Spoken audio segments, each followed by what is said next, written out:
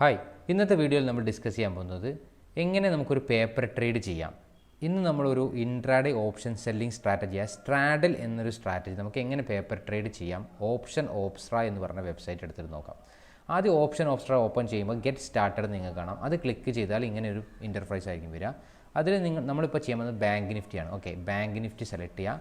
Bank നിഫ്റ്റിയിൽ options ആണ് select ചെയ്യാൻ പോകുന്നത്. അത് ഓപ്ഷൻസ് ഫ്യൂച്ചർ മാറ്റി ഓപ്ഷൻ സെലക്ട് ചെയ്യുക. നമ്മുടെ എക്സ്പയറി ഡേ നമ്മൾ 30 ജൂണിന് പകരം 16th ജൂൺ, അതായത് ടുഡേ, ഇന്ന് എക്സ്പയറി ഡേ ആണ് നമ്മൾ ട്രേഡ് ചെയ്യാൻ പോകുന്നത്. ഇന്നത്തെ ദിവസം കൊടുക്കുക. ഇനിയിപ്പോൾ മാർക്കറ്റ് കാണാൻ നമുക്ക് 9.50 ആയിട്ടുണ്ട്. ഇപ്പോൾ ഓൾമോസ്റ്റ് 33,600 അടുത്താണ് മാർക്കറ്റ്. 580 ആണല്ലേ. അപ്പോൾ 33,600 നമ്മൾ സെലക്ട് ചെയ്യാൻ പോകുന്നത്. 33,600 കോൾ ഓപ്ഷൻ അവിടെ നമ്മൾ സെല്ല് ചെയ്യും. ഓക്കെ, നമ്മൾ സെല്ല് ചെയ്യാൻ പോകുന്നു. അത് ആഡ് പൊസിഷനിൽ കൊടുക്കുക, ആഡ് ചെയ്യുക. അതുപോലെ തന്നെ 33,600 പുട്ട് ഓപ്ഷനും നമ്മൾ ആഡ് ചെയ്യുക. അങ്ങനെ രണ്ടും ആഡ് ചെയ്ത് കഴിഞ്ഞാൽ നമ്മുടെ പേ ഓഫ് ഗ്രാഫ് നമുക്ക് കാണാൻ കഴിയും. പേ ഓഫ് ഗ്രാഫിൽ നമുക്ക് കാണാം നമ്മുടെ മാക്സിമം പ്രോഫിറ്റ് എത്രയാണ്, മാക്സിമം ലോസ് എത്രയാണ്, എല്ലാ ഡീറ്റെയിൽസും നിങ്ങൾക്ക് അവിടെ കാണാം. നമുക്ക് ഈ ഒരു ട്രേഡിന് വേണ്ട ക്യാപിറ്റൽ എത്രയാണ്, എല്ലാ ഡീറ്റെയിൽസും അവിടെ താഴേക്ക് നോക്കിയാൽ നിങ്ങൾക്ക് ഡീറ്റെയിൽഡ് ആയിട്ട് കാണാൻ പറ്റും. വേണ്ട ആളുകളാണെങ്കിൽ വീഡിയോ ജസ്റ്റ് പോസ്റ്റ് ചെയ്തിട്ട് അവിടെ നോക്കാം. ഓക്കെ, ഇനി നമ്മൾ പേ ഓഫ് ഗ്രാഫിൻ്റെ റൈറ്റ് സൈഡിൽ P&L കാണാം, പ്രോഫിറ്റ് ആൻഡ് ലോസ്. അത് സെലക്ട് ചെയ്ത് കഴിഞ്ഞാൽ നമുക്ക് എന്ത് കാണാം, നമ്മൾ എത്രക്കാണ് എൻട്രി എടുത്തത്, എൻട്രി പ്രൈസും കാണാം, ഇപ്പോൾ ഉള്ള കറണ്ട് പ്രൈസും കാണാം. ഓക്കെ, നമ്മൾ പഠിച്ചു നമ്മളെ റൂള് പ്രകാരം സ്ട്രാഡിൽ ചെയ്യുമ്പോൾ നമ്മൾ എന്താ ചെയ്യാറ്. നമ്മൾ വ്യാഴാഴ്ചകളാണെങ്കിൽ 33,600 ഒരു 200 പോയിൻ്റ് മുകളിലും 200 പോയിൻ്റ് താഴെ നമ്മൾ എന്താണ് ഒരു സപ്പോർട്ടും റെസിസ്റ്റൻസും നോക്കി വെക്കും അല്ലേ.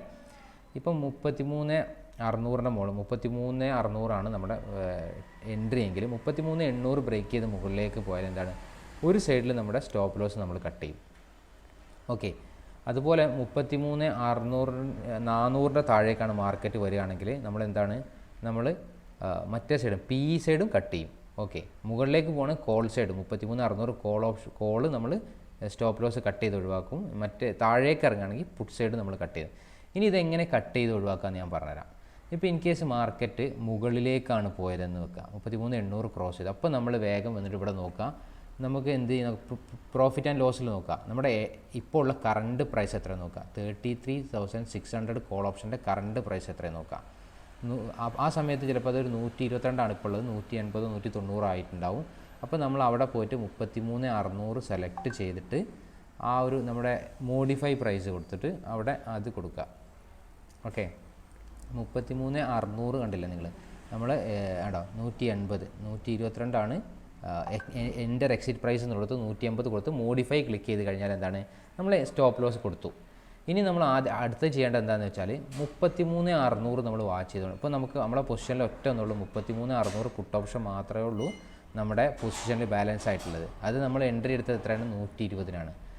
ഇനി ഇപ്പോൾ മാർക്കറ്റിൽ ഓൾമോസ്റ്റ് മുകളിലേക്ക് പോയത് കൊണ്ട് ആ ഒരു 120 എന്നുള്ളത് ഓൾമോസ്റ്റ് ഒരു 80-70 റേഞ്ചിലെത്തിയിട്ടുണ്ടാവും.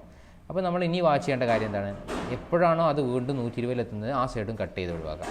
അപ്പം നമുക്ക് എന്താണ് ഒരു സൈഡിൽ സ്റ്റോപ്പ് ലോസ് അടിച്ചു, മറ്റേ സൈഡ് നമ്മൾ സ്റ്റോപ്പ് ലോസ് അടിക്കാതെ പോസ്റ്റ് നമ്മൾ എടുത്ത അതേ പ്രൈസിന് കൊടുത്തു. ഇൻ കേസ് മാർക്കറ്റ് ഒരേ ഡയറക്ഷനിൽ പോകുകയാണെങ്കിൽ എന്താണ് നമുക്ക് നല്ല പ്രോഫിറ്റ് ഉണ്ടാവും. ഇൻ കേസ് ഒരു റിട്ടേൺ ബാക്ക് വന്നാൽ നമുക്ക് ലോസും ആയിരിക്കും.